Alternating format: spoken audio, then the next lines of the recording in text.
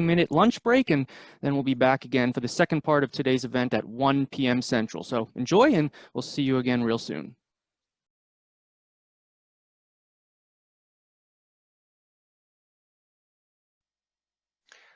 Okay, everybody, we're back.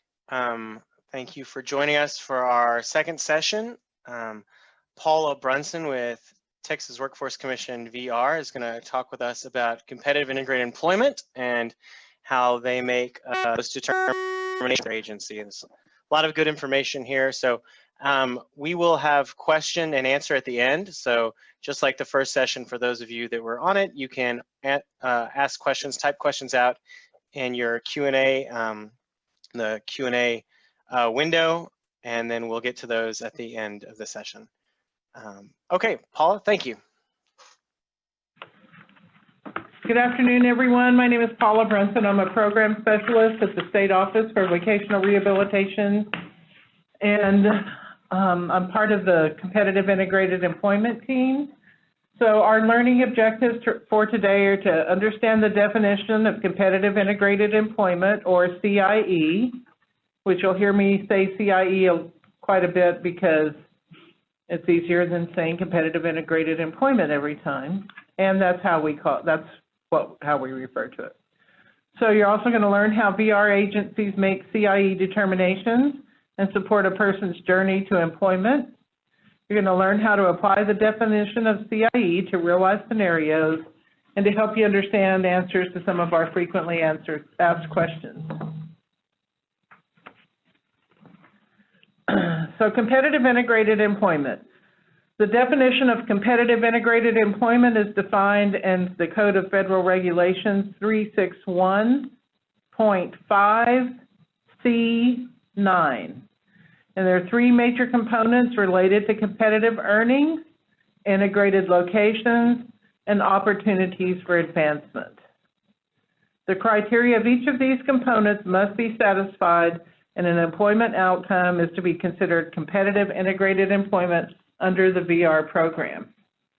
So I will just side note, let you know that generally most of our circumstances where the person has been determined not to be working in CIE all has to do with the integrated location, generally speaking. That's the main component that we have the most challenges with in making those determinations. So competitive earnings component, and this is when I quote regulations, they are from the Rehab Act or from the CFR. So section 7(5)(a)(1)(l)(b)(b) of the Rehabilitation Act as amended by WIOA and 34 CFR 361.5C9IB require the VR agency to take into account the training, experience, and level of skills possessed by employees without disabilities in similar positions when determining whether the earnings of the individual with a disability are comparable. Because it is not possible to quantify this comparison for general applicability, the determination should be based on the knowledge of the training, skills, and experience needed to perform the job generally and required by the employer specifically. In the case of an individual who's self-employed, their business must yield an income that is comparable to the income received by other individuals who are not individuals with disabilities and who are self-employed in similar occupations or on similar tasks and who have similar training, experience, and skills.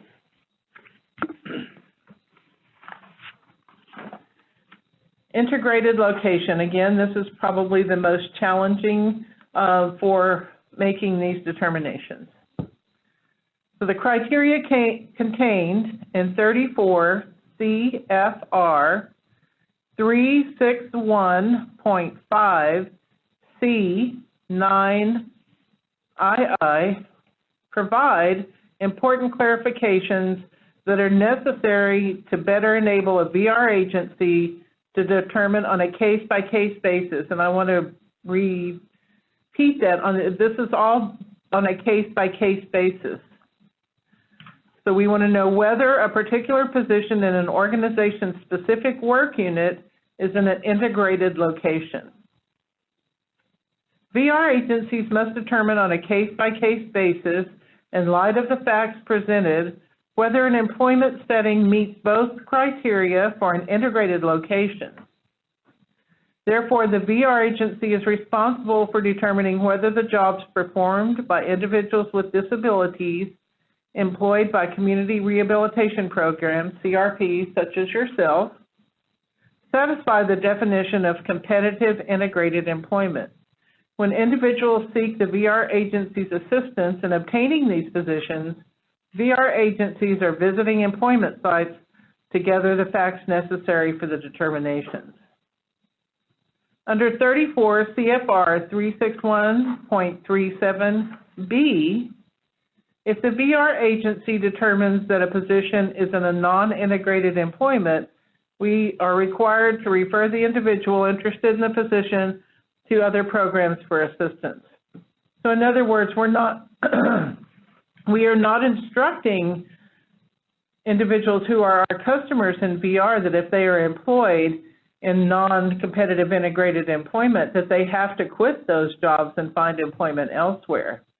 They're allowed to use their informed choice and determine whether they want to continue working in the non-CIE employer or whether they want us to help them find another job. We are not able to provide services to someone who is not currently working in CIE.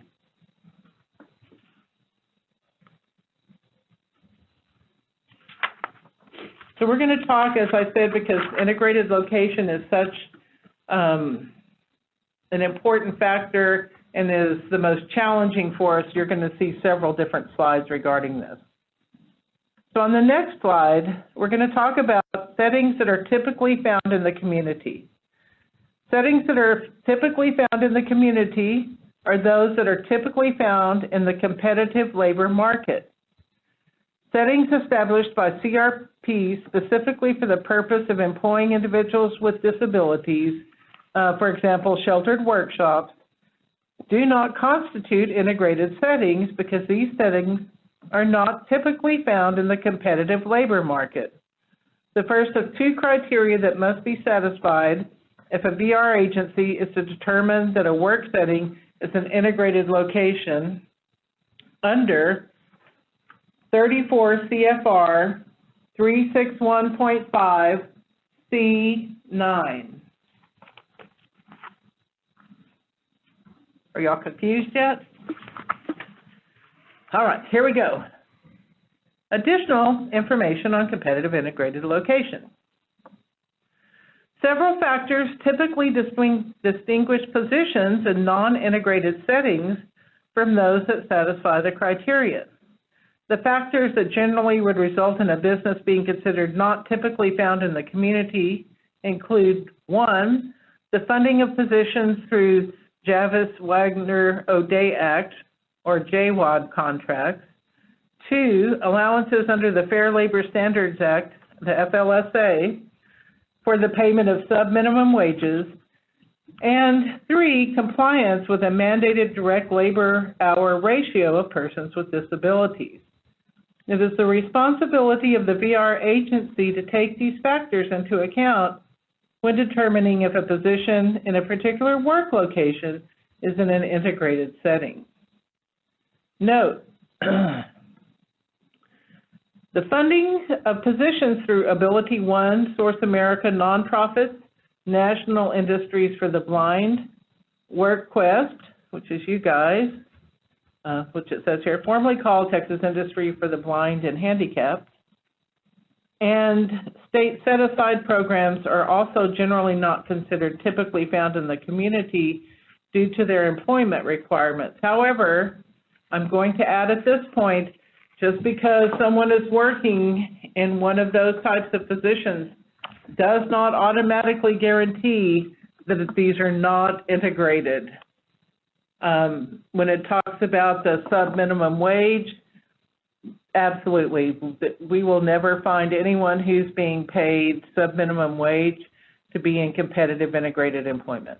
It's not competitive, for one. And generally, they are in sheltered workshops in which the individuals with disabilities are segregated for individuals without disabilities. So one of the main important parts when we are looking at the integrated setting is we're looking at the work unit. And this is probably one of the most confusing of all of them. So the work unit, as used in the integrated location component of the definition of competitive integrated employment, properly focuses the consideration of the interaction of the individual with the disability with employees without disabilities within the environment in which the work is performed. As used in the definition, work unit may refer to all employees in a particular job category or to a group of employees working together to accomplish tasks, depending on the employer's organizational structure. So we usually look at, and we will ask, how many people, and I'm just going to make up a title, so how many people are serving as janitors for your company? And out of those, how many people have disabilities and how many people don't? By the way, we are not asking you as employers to disclose protected information about any individual. We want to know how many people have disabilities. We don't care how many people have this type of disability or that type of disability. We are interested in knowing how many people performing the same job in the same work unit have a disability. The interaction required between employees with disabilities and employees without disabilities is not dependent on the number of individuals in the work unit, and the criterion must be applied consistently to work units of any size. The interaction between employees with or without disabilities need not be face-to-face, nor does the criteria necessarily exclude employment settings in which individuals work alone, such as telecommuting, temporary employment, or work in a mobile or scattered locations from the scope of the definition of competitive integrated employment, so long as the employee with the disability interacts with employees of the employer in similar positions and interacts with other persons without disabilities to the same extent that employees without disabilities interact with others. So when I talked about, and I purposely used janitor for this job, so if it's a crew of one, we strongly look at that because it's a crew of one. Now, is this person providing janitorial services, say, at government agency in Alpine? And I've never had a CIE checklist submitted, so that's why partially why I picked that. So this person is cleaning the TxDOT offices or building in Alpine, and they work by themselves. Depending upon the certain circumstances, there's a good chance that that person will, and they have interaction with the employees there at TxDOT who may or may not have disabilities. We don't ask those people. They have interaction just the same as any other, then we would probably look at that more favorably than the person who was working on a crew of 5 in which all of those individuals had disabilities. Again, this is a case-by-case basis. I'm only giving you examples. They are not specific examples, and they do not constitute a decision. So another type of issue we look at are group or enclave settings. Do group employment settings such as janitorial crews in which individuals with disabilities earn competitive wages satisfy the definition of competitive integrated employment?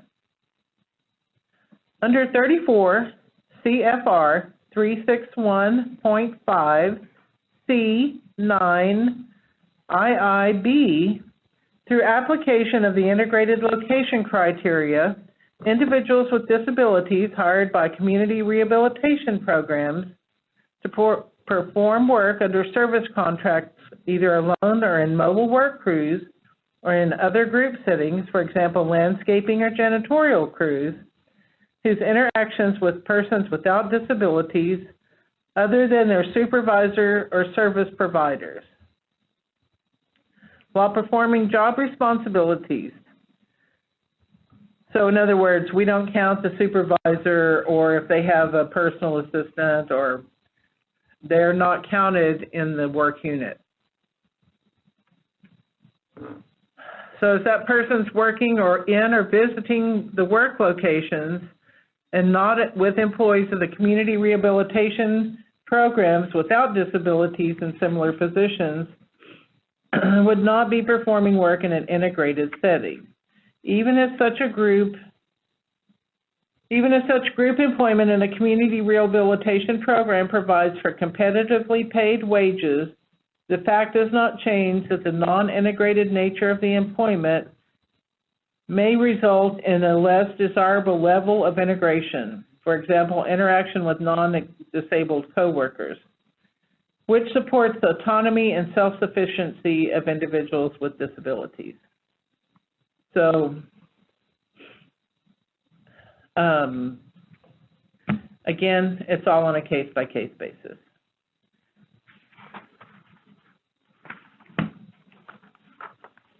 So the third criteria for CIE are opportunities for advancement.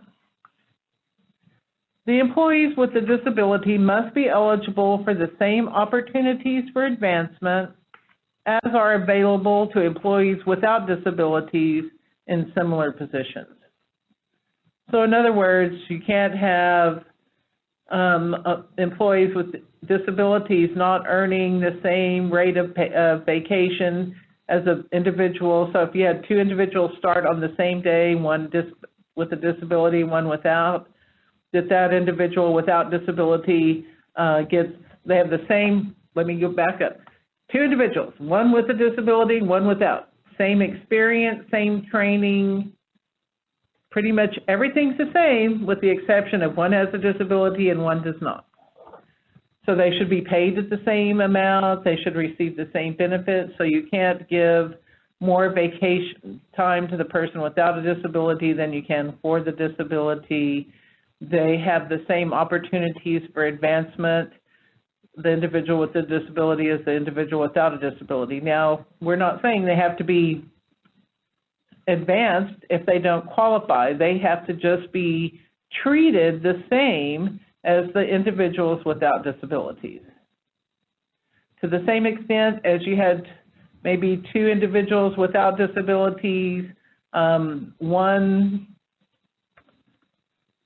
just performed better than the other one and showed the employer that they had the skills necessary for advancement over the other person who didn't. So that's the kind of criteria. You can't discriminate against them based on the fact that they have a disability, and they have equal opportunity, basically.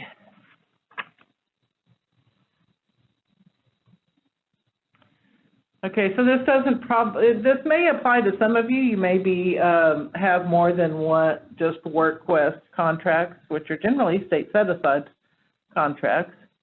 And some of you may have Ability One contracts. So the Ability One program, which was formerly known as the Javits Wagner O'Day or JWUD contracts. The Ability One program provides employment opportunities for people who are blind or have other disabilities.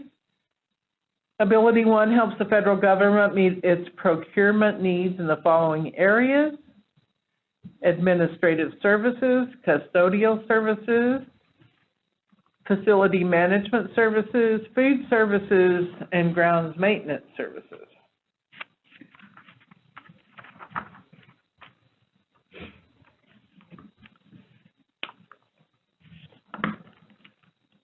So I know that you're all familiar with this, and this talks about Ability One, but these mandated direct labor hour ratios also apply to you all.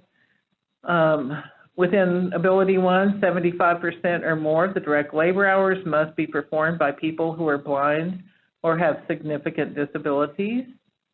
You can link to the Ability One network. Source America and National Industries for the Blind are the central nonprofit agencies that administer the Ability One contract. WorkQuest, which is you guys.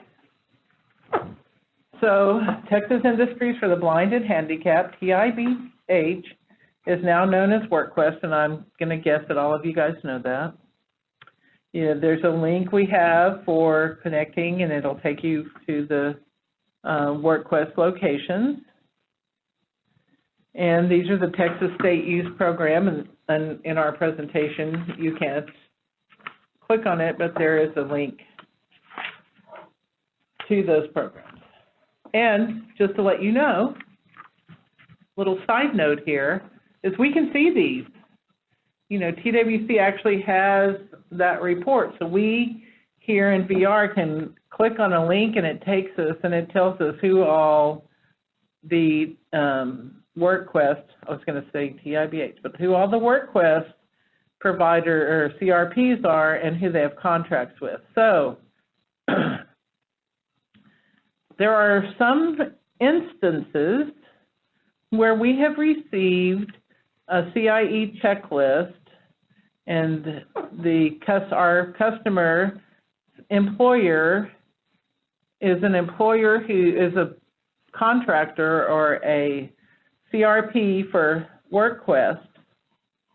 And after you do so many of these, you kind of become familiar with the names of the entities.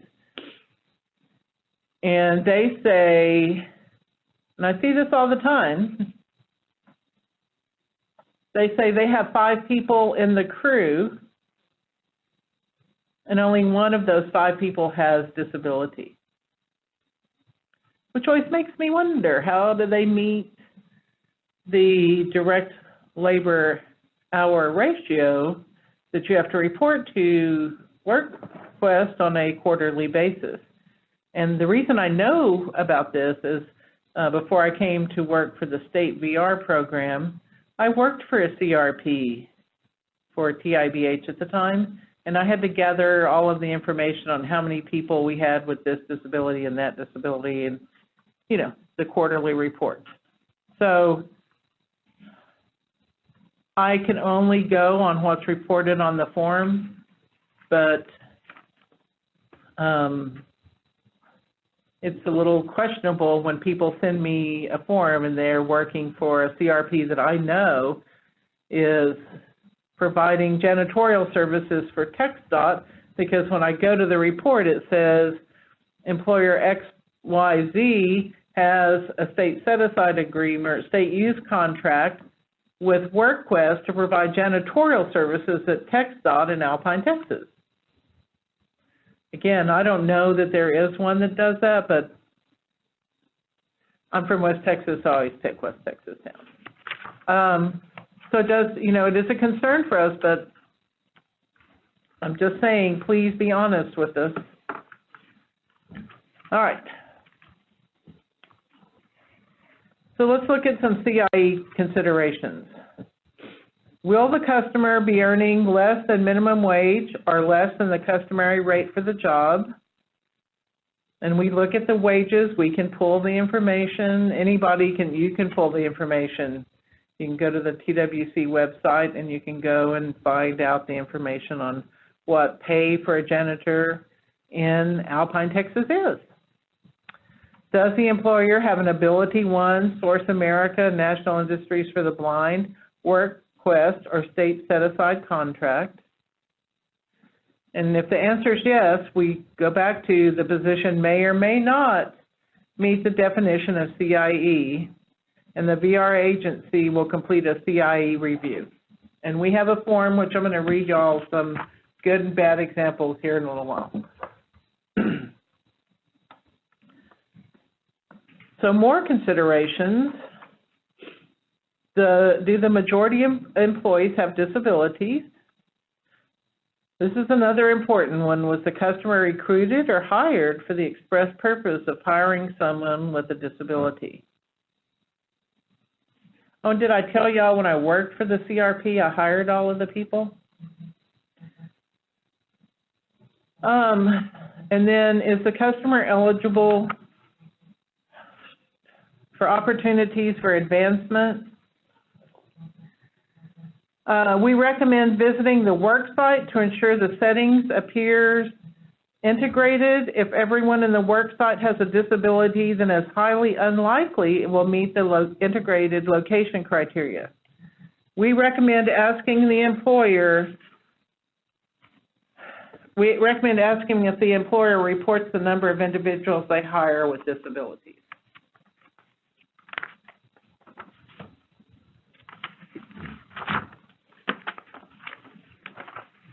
So here's scenario one. A VR customer was hired by an employer with an Ability One contract to work on a military base as an electrician.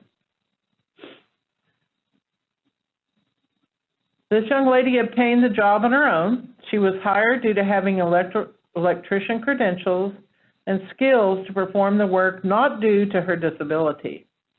She was not hired due to her disability. Her work unit varies each day. She travels around the military base, completing a variety of assignments and interacting with a variety of military personnel. She performs job duties alongside electricians and co-workers without disabilities.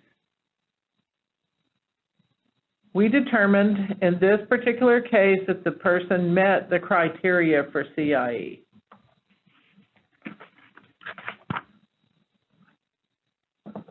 So let's look at scenario two.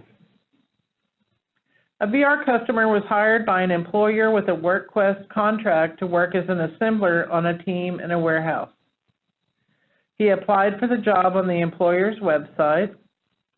The employer's website states they recruit blind and visually impaired individuals. He provided documentation of his disability when he first started his job to the employer. He interacts with the assembly team and his supervisor. The majority of employees on the assembly team have a disability and are counted toward the mandated 75% direct labor hour ratio of persons with disabilities. In this case, the individual was determined not to meet the criteria for CIE.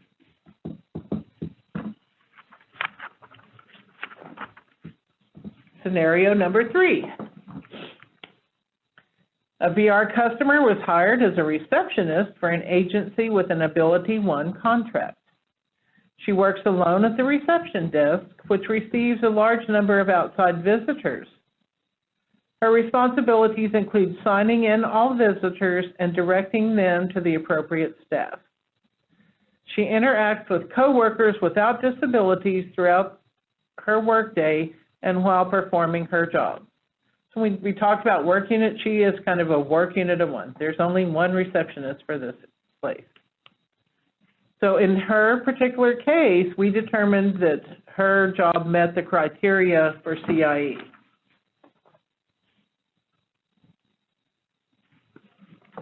Scenario number four.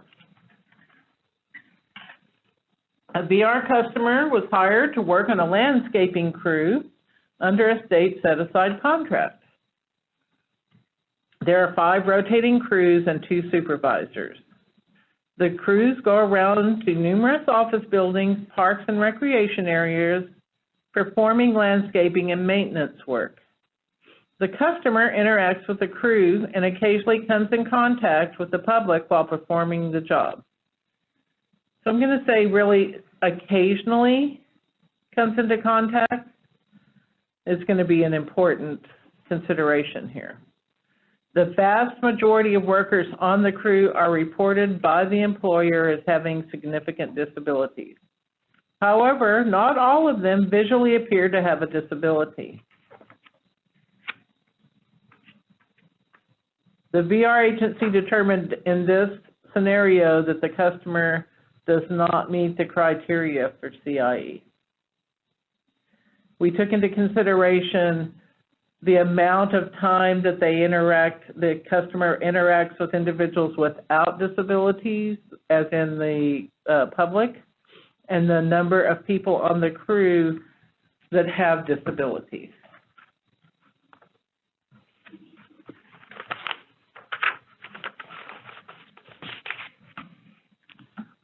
So I see that this next slide says frequently asked questions, but I want to share with you some things that are not part of the presentation. And so every time that we get one of our customers goes to work for, well, let me say, ideally every time one of our customers goes to work for one of the employers on a list that we have developed through gaining information from AbilityOne and WorkQuest and other sources. We have a staff member, other than the VR counselor, whose customer we're looking at goes to the work site and they speak with the supervisor. Sometimes I will say that we've come across where the supervisor actually doesn't know whether or not the individuals on the crew have disabilities or not. And so sometimes we will go out and observe, and then we will still have to contact the HR person in your office or a manager and ask them questions.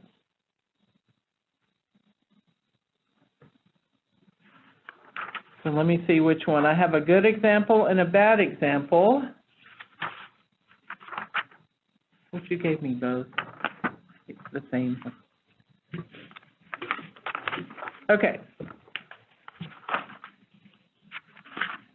Let's see, which one of these is correct? So here's a bad example.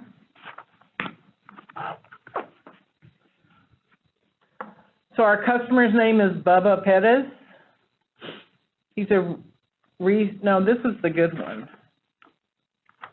So this is actually the good example. So this is Bubba Pettis. He works as a retail store production clerk for Goodwill Industries in Terlingua, Texas. So we check, is the person going to be making at least minimum wage? Yes.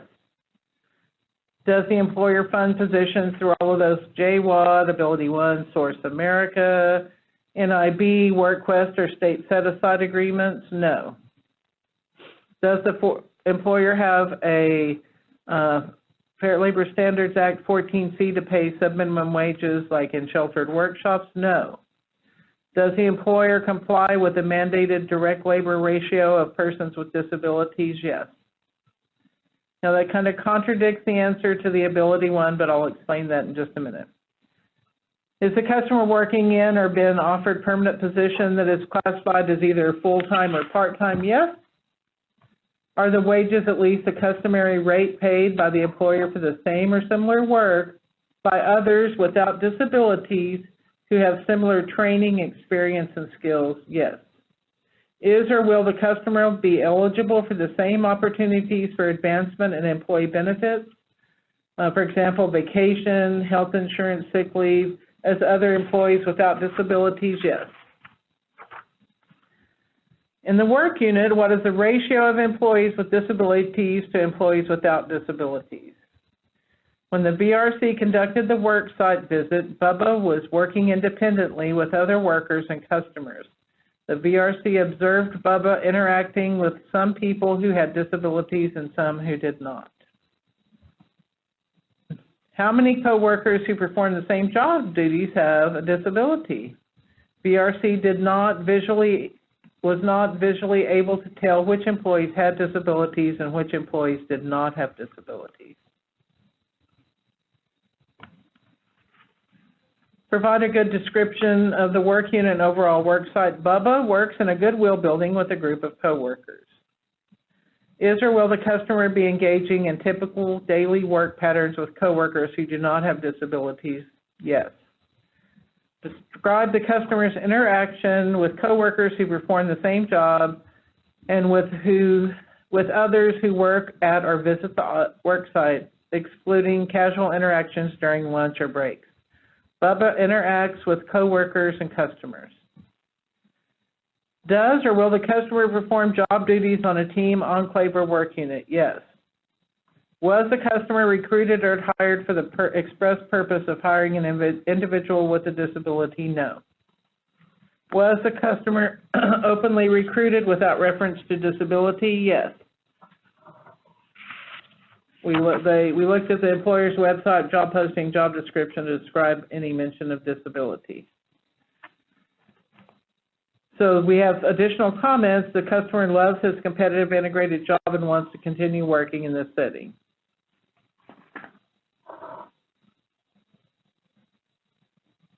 So we ask for any other information you can provide us to make a CIE determination.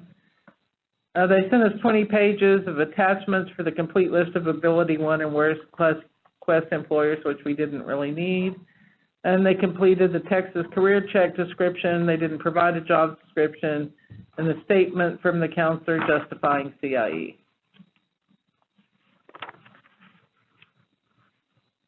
So this person wasn't hired expressly for the purpose of hire of disability. Many of you may know Goodwill hires individuals without with barriers to employment, one of which can be disability, but it is not their only barrier that they address.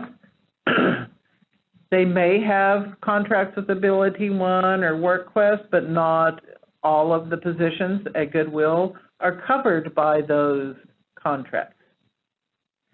Okay, so let's look at this next one. So that was determined CIE. Bubba Pettis, Bubba Pettis, that was Elsa's dog's name. So the next person is Sophie Tucker Brunson, who was one of my dogs. We use dog names so we couldn't get accused of using any real person. So Sophie Tucker works at as a team assembler at Paula's Lighthouse at 4509 Remington Way in Austin, Texas. Remington's my other dog. So is or will the customer be earning at least minimum wage? Yes. Again, we do not really accept employment for anyone in VR who is making less than sub-minimum wage.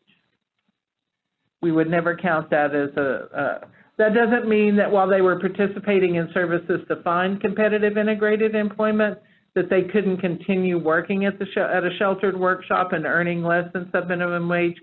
And some of them may continue if they get a part-time competitive job to work because they enjoy it, that's where their friends are, it's an environment they feel safe in, and they can do that if they like. We do not stop anyone, but we cannot provide services for employment in that sheltered workshop.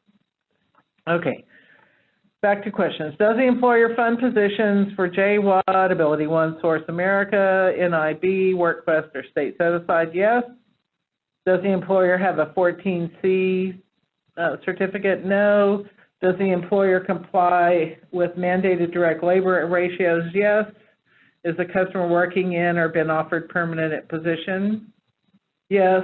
Are the wages at least the customary rate paid by the employer for the same or similar work by others with disabilities who have training, experience, and skills? Yes.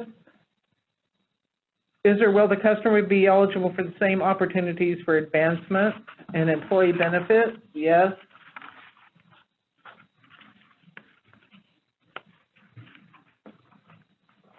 So now we're going to the next question. In the work unit, was the ratio of employees with disabilities to employees without disabilities? Or what was the ratio? Sophie is an assembler in a warehouse working alongside 8 employees with disabilities and 2 employees without disabilities. The supervisor does not have a disability. How many coworkers who perform the same job duties have a disability? 8 of 10 assemblers who perform the same job duties have a disability. Provide a description of the work unit and overall work site. When we completed the work site visit, it was noted that Sophie works in a large standalone building. She works in a large room with an assembly team. The supervisor explained that 9 employees in Sophie's assembly team, including Sophie, have a disability and are counted toward their mandated 75% direct labor hour ratio. During the site tour, it was observed that the vast majority of employees on the assembly team and throughout the entire work site had disabilities. Is or will the customer be engaging in typical work patterns with coworkers who do not have disabilities? Yes. Describe the customer's interactions with coworkers who perform the same job and with others who work at or visit the work site, including those casual interactions during lunch and break times. We observed 2 employees on the assembly team without a disability who Sophie interacts with throughout her shift and during her breaks. Each team member is assigned tasks to complete in the assembly process.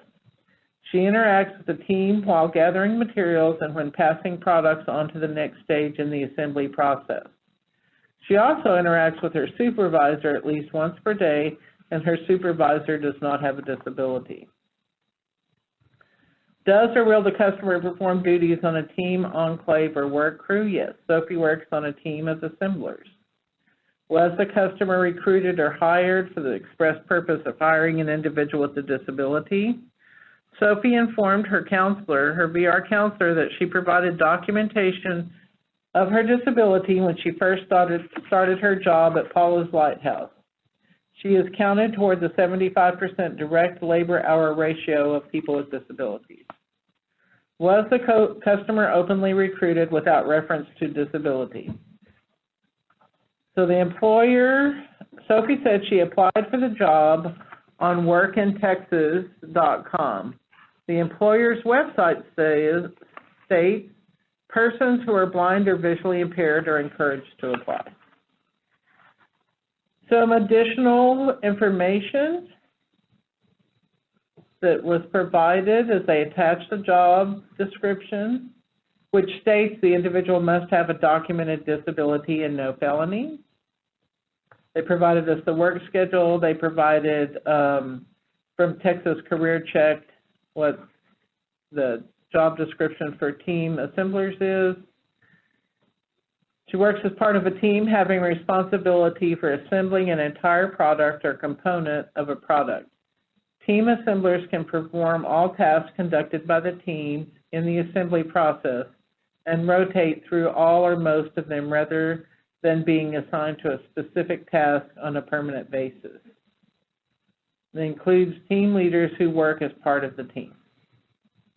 So in this particular case, both of these checklists were filled out fairly well. But Sophie, her employment would be determined non-CIE for numerous reasons. She works directly on one of those contracts. The majority of the people who do the same job that she does have disabilities. The setting in which she has a disability that she sits. So even if you were a private employer who did not have any of these contracts and you decided you wanted to hire individuals with disabilities and you hired 50 individuals with disabilities to complete some process in your business, and you put them all in one room and they set, say, 4 individuals at a table performing these duties, that would not be an integrated location because the only people in the room that don't have disabilities are the supervisors. And it has nothing, so it can go either way. It does, just because you have a state set-aside contract or a state use program agreement or Ability One or NIB, any of those, doesn't mean that you're automatically not CIE.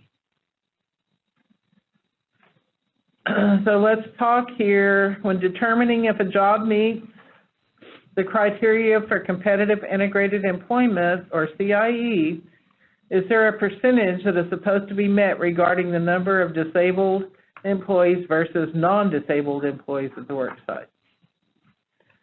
So the answer is there is not a percentage of employees with or without disabilities that would qualify an employer to meet the definition of CIE. VR agencies are required to make CIE determinations on a case-by-case basis in light of several factors. To further clarify, if you have a customer who is on a work crew and all employees on the crew have a disability, it is highly unlikely this will meet the criteria for an integrated location. The law states that we cannot base CIE determinations on interactions with customers alone. We must also assess interactions with our other employees in the work unit. So number 2, if the customer's job is under review for CIE, will there be payment for VR services? The VR agency does not pay for any VR services until the CIE determination is received.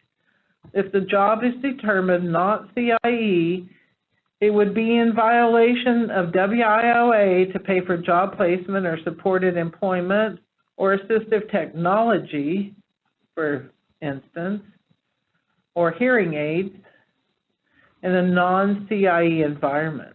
This is because VR program funds must be used solely on VR services that assist customers in achieving competitive integrated employment.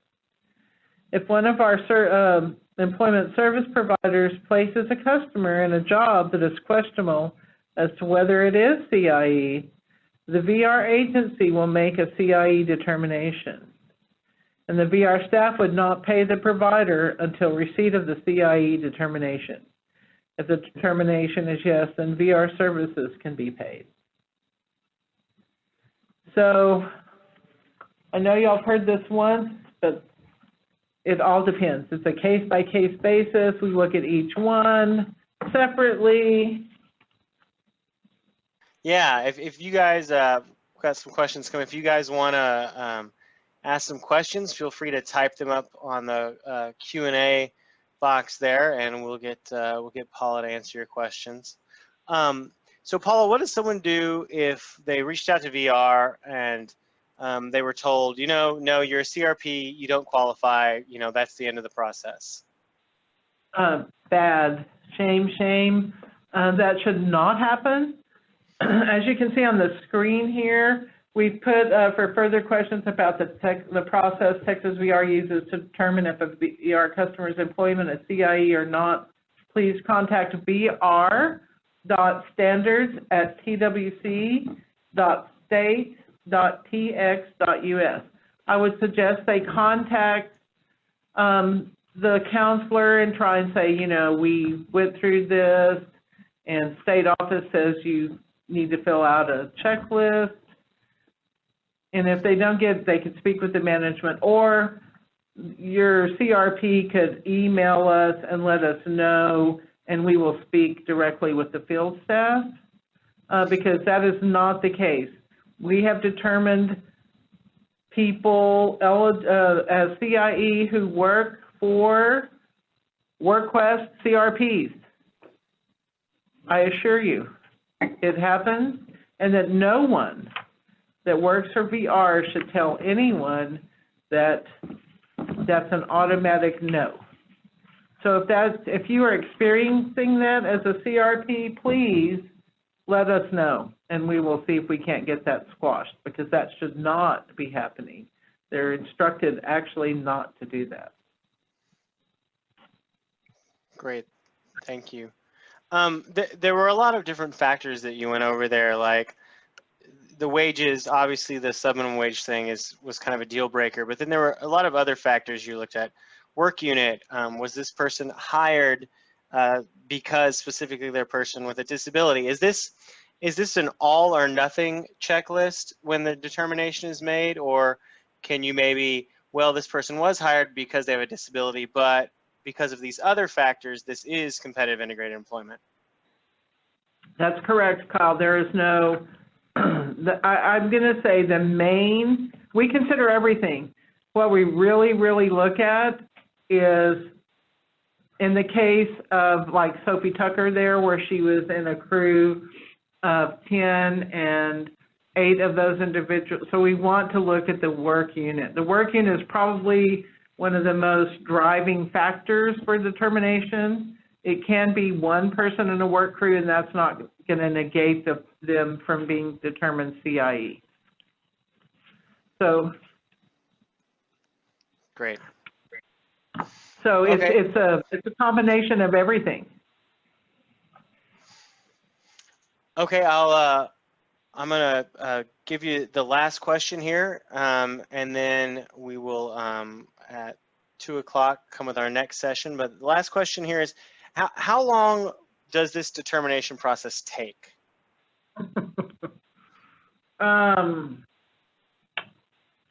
Well, it's hard to say. It comes in, it depends.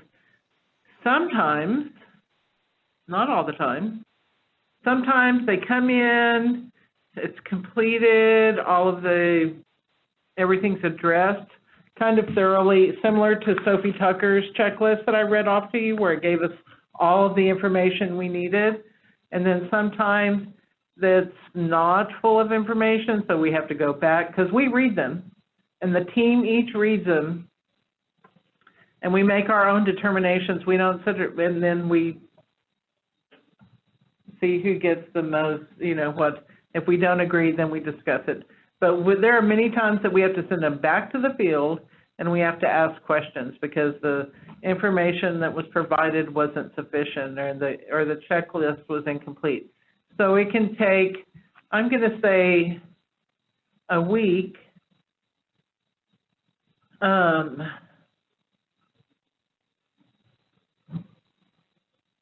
love to say that it would be in a couple of days from the submission, but we'll say safely within a week. I have some in there that I'm still waiting for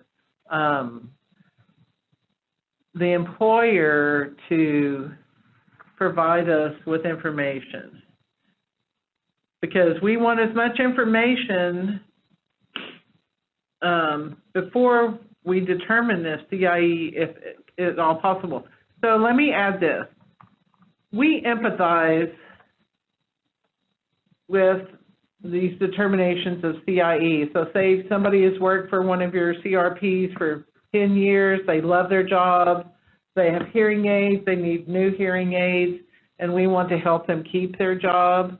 It's the furthest thing from our mind to try and say, oh, sorry, not CIE, we can't help you. That is not but these are laws. We are governed by these laws, and we must follow these laws. So the more specific that a CIE checklist can be, it can help us with making that determination. I can tell you that sometimes we get CIE checklists and perhaps they only tell us of one type of disability. And so we are aware disabilities aren't always observable. But for instance, someone who has a physical disability and maybe they have a prosthetic leg or a prosthetic arm, or they're in a wheelchair, or someone who's deaf who only signs or has a cochlear implant, you can see the processor. We know those, and all we need is they just need to be checked as having someone with a disability. Again, we don't ask. We don't want to know their names. We don't want to know their ages. We don't want to know all we want to know is how many employees in that work unit have a disability. That's it. So it's really important for your CRPs to provide us with as much information as possible. The more information we have when it's submitted, the faster it is. So I can't give you a definitive time limit. I would say if all is well, it should be within a week. Not promising within a week, but should. No, that's a good, to get just an understanding of how the process works. Paula, thank you so much for taking time out of your schedule today to talk to us about this. We appreciate it. My pleasure. And again, keep up the good work and keep hiring our people if it's competitive integrated employment. Okay. All right. Okay. At this time, it's just about 2 o'clock, so we are going to move on to our next session. We've got Sarah Kendall here.